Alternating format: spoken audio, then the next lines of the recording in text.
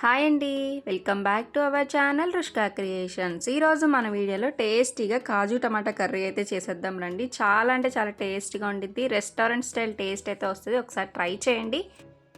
Curry కోసం first ఒక పావు కప్పు వరకు జీడిపప్పు తీసుకుని ఒక కప్లో వేసి 2 టైమ్స్ వాష్ చేసి వాటర్ యాడ్ చేసుకుని ఒక అరగంట పాటు అయితే నానపెట్టుకోవాలి. ఇప్పుడు గ్రేవీ కోసం ఒక ప్యాన్లో 1 టేబుల్ స్పూన్ ఆయిల్ యాడ్ చేసి 2 ఇంచుల అల్లం ముక్క, ఒక 6 వెల్లుల్లి రెబ్బలు, 2 టేబుల్ స్పూన్ జీడిపప్పు వేసి ఫ్రై చేసుకోవాలి.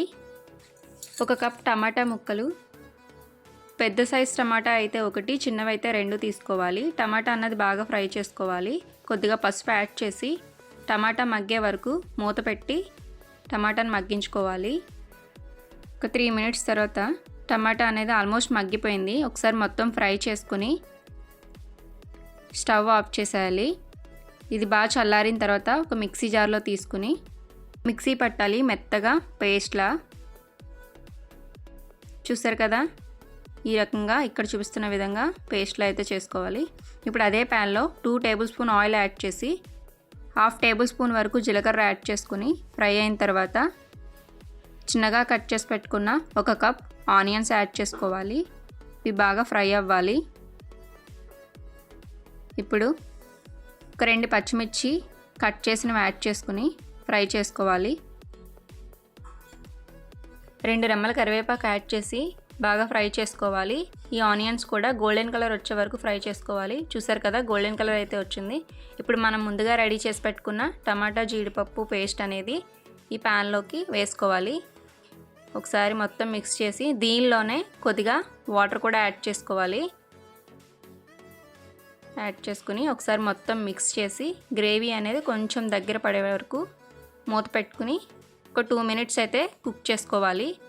2 నిమిషాల తర్వాత గ్రేవీ అనేది కొంచెం థిక్గా దగ్గరకు వస్తుంది. ఇప్పుడు దీనిలోకి 1 టేబుల్ స్పూన్ వరకు కారం యాడ్ చేసి మొత్తం మిక్స్ చేసుకోవాలి.